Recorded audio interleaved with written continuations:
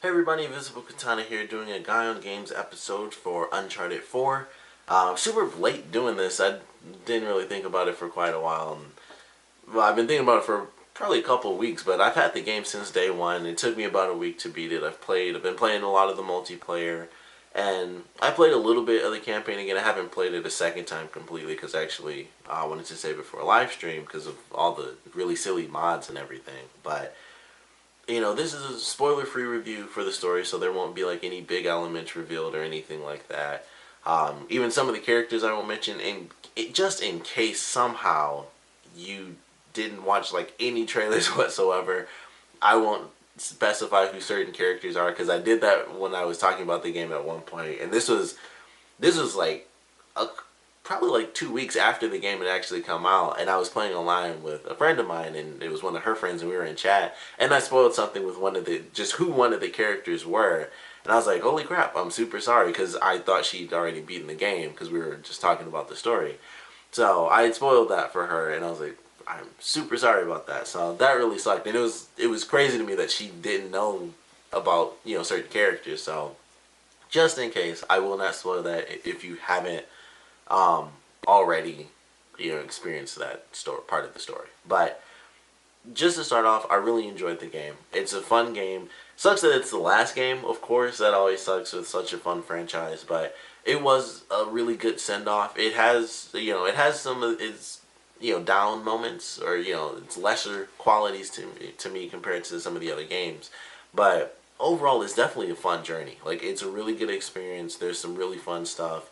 There are moments of just sheer exploration, which I really noticed in this game. That's one of the things they did a lot. Where there are moments in the game where it's like they don't do like anything. It's just you playing the game, and there's no music or anything. Like there's one specific part of the game where I don't think there's any music whatsoever. There might be during some of the cutscenes and maybe some other stuff, but I noticed as I was playing, I was like, there's no music whatsoever in this portion of the game. And it actually worked. Like, it was actually a pretty good portion to have no music. And you wouldn't think that in a game in general where it's like, there's just no music whatsoever. But with this type of game, I tend to notice when the music plays, mostly because of course, it's like a movie. So it has those moments where it's like, oh, the action is happening and the music swells up, or it's a sad moment, or this or that. So it was interesting actually noticing, like, this is a big, level, and there's no music whatsoever. It's kind of just an exploration sort of thing, and you just go through the level and get more of the story. And I actually loved that level a lot, and it was actually a really fun thing. But going throughout the rest of the game, it of course, the big joke is that it's a movie, and there, you actually get to play a game in between the movie. But it is really fun. It's very cinematic. Of course, it looks insanely amazing. Like, it just looks unbelievable. Like, it's just freaking crazy. Like, the design, like when I was first playing through it, it was like, this looks great, and every like 45 minutes to an hour, something sounded amazing to me. I was like, they did sound design so unbelievably well in this game. It just didn't even make sense. Like, there was stuff where it'd be like, okay, you're walking around, you walk on like a little pile of rocks, and it makes a different sound effect based on like where you're running on the pile of rocks. And I was just like, this is like, why would they even bother to do that? But it's amazing that they did. And it's like, just the sound design was just phenomenal. Like, all the guns sounded good. Of course, the voice acting was great. All the actors did a really great job. And it looks good with the mocap, which they did that since like the first game, but of course it's gotten better and better. So the expressions and stuff are more realistic. For Elena, I wish I could think of the actress that plays her, but she had like, it was insane watching her, because she had like the most expressive looks on her face to me when I was watching the cutscenes. I was like, holy crap. With everyone else, even when it was further away from her, if it wasn't like super close up, it was just the way her face would move, like either when she was talking or even in between, just the looks that she would make were very, very expressive. So like, I just love like watching Elena in this game in its whole. I was just like, man, every scene she's in I love, because I can see the detail, just the expressions in her face and stuff, whether she's happy or sad or angry or just talking in general. They're just little things I really notice about her character, and it's like, I just don't see that much of a difference in like really any of the other characters. I don't think, like male or female. and it was just interesting. I was like, I don't know why that is. It just seems like it was so much more expression, from her than anyone else. But all around still really good. But just every time I saw it, I was like, man, for some reason it's just like insanely detailed. It's like they had more mocap on her or something crazy. It was weird. I was like, it just seems like she's got more detail and expression on her face than anyone else. But I really love that. The story was great. The story is actually really, really fun. It's fairly simple. You go from here to here to here, and it just all makes sense in a line. It's very cohesive. And, I think it kind of, for some people, they were bothered by 3 and how it's like, okay, you have this part of the story with this team, and then the team changes kind of like halfway through. Personally, I enjoyed that. I thought that was actually kind of cool. But some people didn't like that so much. It seemed fairly jarring. And there was definitely a lot of stuff that was kind of just like, it didn't need, like 3 has like an entire level that's technically pointless. Like, it makes sense as a part of the story because it's like, oh, you're getting sent into a trap.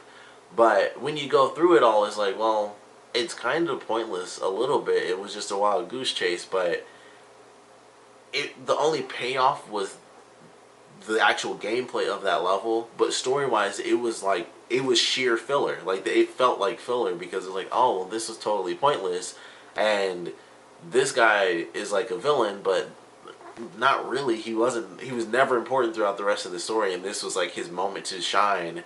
And it's like, well, that's totally irrelevant for him as a character because no one cares about this guy. So they have that chunk in Uncharted 3 where it's like, amazing level, and it's the boat level, of course. And it's an amazing level, and they have the stuff where it's like, oh, the technology was great because you're on the boat and it's swaying like realistically and stuff, and they have the little part with the pool where the boat sways so the water is like a tiny bit of water is just moving back and forth. And it's really cool. It's really great to play through, but story-wise, it's just like, that's kind of pointless. It didn't feel like it needed to be there because it didn't. It was just like, they could have easily done it where they could have done it where Sully was actually there, and that would have made more sense, but it was just psych, and that was it, and then you get out of there. So I felt like they fixed that with this one. There was no stuff I felt was like totally useless filler stuff. They have good things that are brought back for fans of the franchise, where really early on you get to experience like a lot of cool little bits of nostalgia. It's like, oh, we get this, and you see certain items from all the games, and they play musical cues from the separate games. But it was very cool story-wise. They have really good characters, new and old characters. They have some stuff with, and I can say the 3 new characters' names at least. We have Sam, we have Rafe, and then we have Nadine. And I like all 3 of those characters. And I like what they do with them actually, because we have kind of our status quo elements from the Uncharted franchise. Some stuff was changed even in 3, but one of the things that they always have done is you have your villain who is a former friend of Nate's, and then they turn into a villain later on. And I like that we got to really experience that more in this game, because we got it a little bit into with Flynn, where it's like technically they start off and they are friends still, and they do the mission, and then Flynn kind of turns on Nate at the end. And sorry if this is spoilers, but obviously I'm talking about the 4th game. But we had that little moment where it's like, oh, they were still buddy-buddy. In the first game had Eddie Raja, where it's like they knew each other and maybe they were friends at one point, but they were enemies. And that's just how the games, kind of went on. And they had that with Marlo as well, although she had more of a connection to Sully. But she still knew who Nate was, and he knew who she was, because they even have them in the flashbacks. And in this game, it's even more of a connection, and I like that. It was like we got to see, an even bigger portion of the game where the person who eventually becomes the villain actually ends up, who eventually becomes the villain is working with you for a certain part of the game. So we have, the character as the villain and as the ally, and then we have another ally who actually remains an ally, which I thought was cool. So we have, 2 former allies, one stays an ally, one becomes like the enemy. And in this game, the ally turned enemy is the main enemy, and I love that idea. I was like, because we always have them as the secondary villain. In the first game, technically Eddie was like the tertiary villain, because it was him and then there were the 2 guys above him, so he was like the level 3 villain. So they're always like the secondary or 3rd most important villain, and then there's always someone above them. But in this game, the ally turned villain was the main villain, and then we had a secondary villain with them, and they were equal partners. But I just love that. I thought that was actually really cool, and they make a point of saying, like, these both villains are equal partners, and we see, their relationship structure as the game continues on, and the ups and downs of it, and how them dealing with this crazy, chase for treasure, and how that's affecting their relationship, and all, how much time it's taking, and how as time goes on things get worse for them, and then something gets better because they get a big clue or something. So I like how they did the relationship with our two main villains, and then how we have the relationship again, with Nate and his partner. And I won't even say names of certain characters, once again, to keep it super vague. I don't know how you don't know which characters are which, but just in case anyone somehow, still totally detached from it, hasn't had the chance to pick it up, that's why I'm keeping everything super vague and not saying who's good and who's bad. But I like all the characters. Sam's really cool. Sam's funny. Rafe is funny too at certain points, but man, the just the way he is, like, I like his character because we have, all the other characters we have in the games, both heroes and villains, they are typically, everybody's pretty funny. And then we always have like a serious villain, or we have someone who's, even as one of the heroes, we have a serious, hero character. And I think probably the most serious hero characters, oddly enough, is probably Chloe, and she makes a bunch of jokes too. But she's probably the most serious, of the heroes, and maybe Sully is as well. But Rafe is probably like the most serious person we've had in the game, as well as Nadine. Like, they're both fairly serious, and I think Nadine actually might be even more serious because she likes to, make sure that things are, kind of just said and done.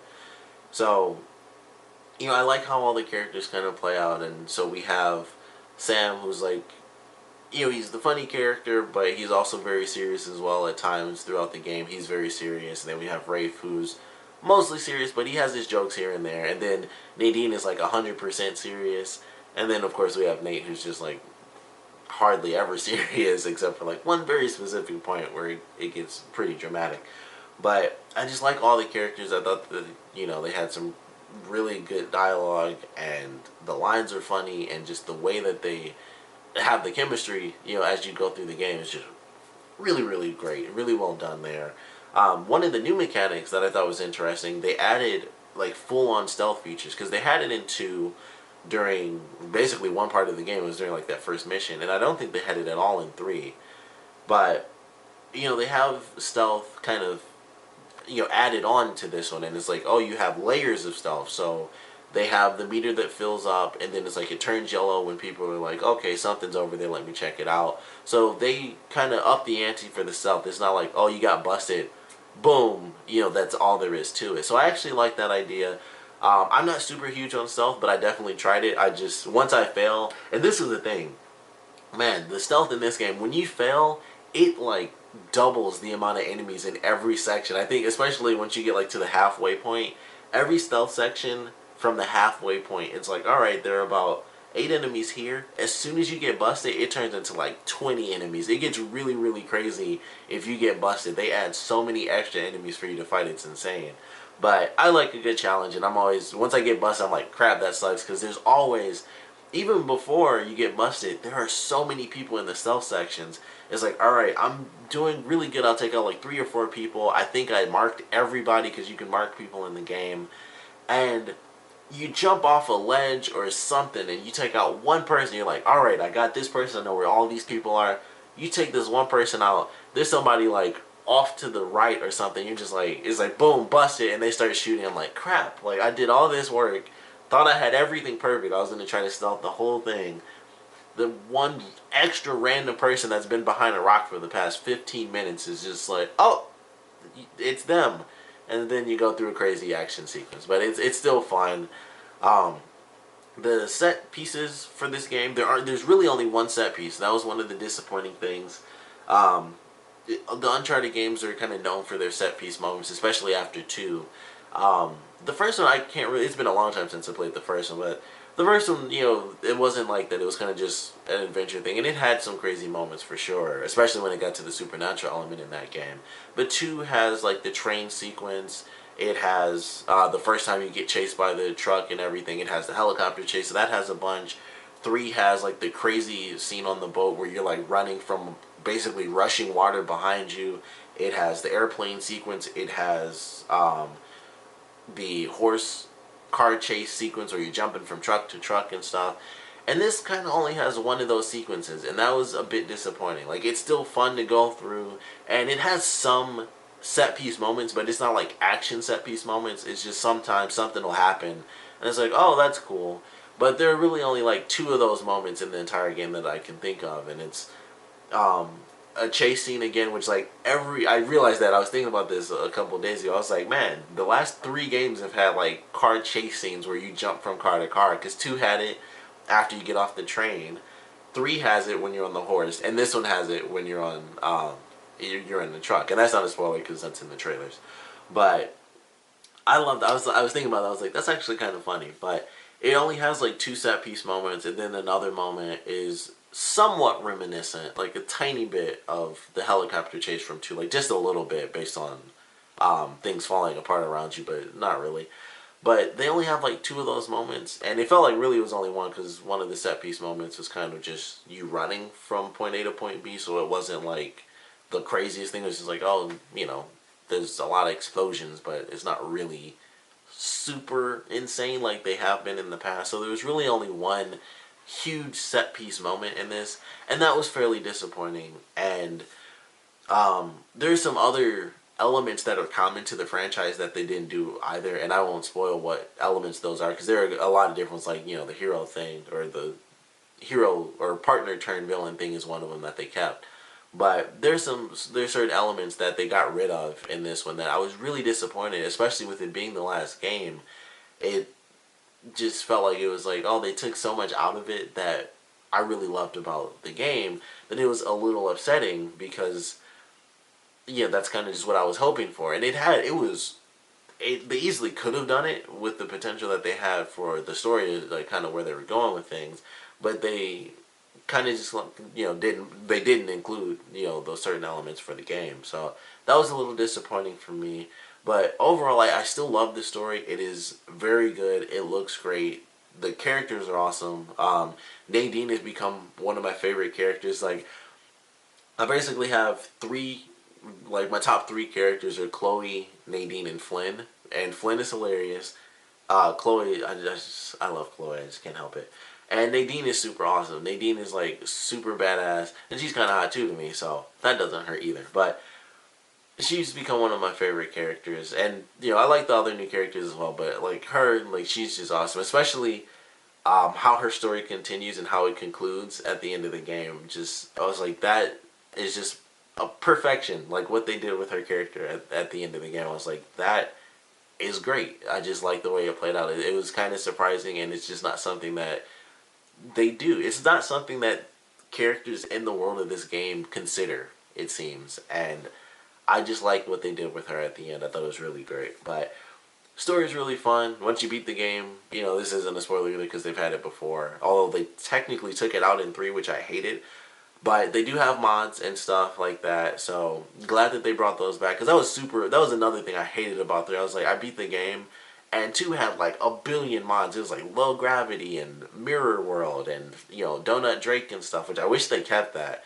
But they took like all of that stuff out. They put it back in if you buy like the Uncharted collection. It's actually in all 3 of the games, so that's kind of cool if you haven't even picked those up yet, which I don't know why you'd be watching this.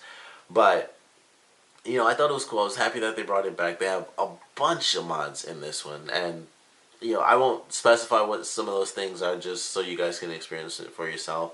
But they're actually really cool. They're really fun, and you can change the world in a bunch of different ways. Of course, they brought, you know, mod costumes back and stuff like that. So kind of simple stuff that you would expect, and then some other stuff you might not expect to see in there as well. So it's definitely cool. They have a photo mode for people that want to like take pictures with, you know, in game, and that's actually cool. I've been using that a little bit lately because I want to do like a bunch of pictures just in my games. So that's actually really cool, and they have a lot of features in that where it's like you can put filters on it and stuff and change the colors. You can put like bars on it, like movie bars, or make it look like it's on a map or like a piece of paper. You can actually, my favorite factor of it is that you can take characters out. So you can take out Nate, is like take out main character. You can take out your ally characters and leave Nate in there, or you can take out every person. So there's one specific portion early on in the game too, where this room is full of people, and if you want to take a picture, you can take a picture and just take out literally every single person, and the whole room just empties out, and it just looks cool. It's like, it's just something interesting to look at as you play through the game. Like, oh, there's a ton of people here, and you can just click a button and then go through, and it's like, this is what it would look like if it was completely empty. And it's just an interesting little thing. So I love that. Of course, I have to talk about multiplayer. I love multiplayer, but there are a couple of elements that they took out of that. And I guess it's not really spoiler because it's multiplayer, so it doesn't matter. I can talk about that. But they don't have ranked, which I thought was really stupid. I hated that. They took out ranks in the game unless you do ranked matches.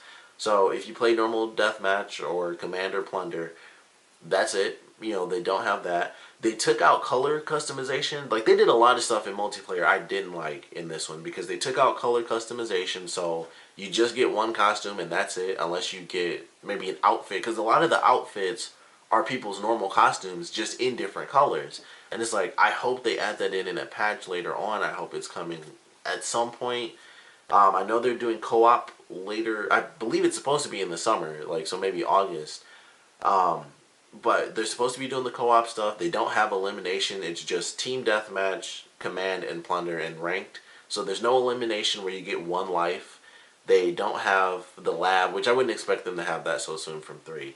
But they just changed too much stuff, and I'll get really into details of that in the spoiler video. But they changed a lot of stuff. Like, there's no ranking, so it kind of doesn't feel as useful to play multiplayer because you aren't ranking up or anything, which also takes away matchmaking, because basically it could be someone who's played 50 hours and you just come in brand new.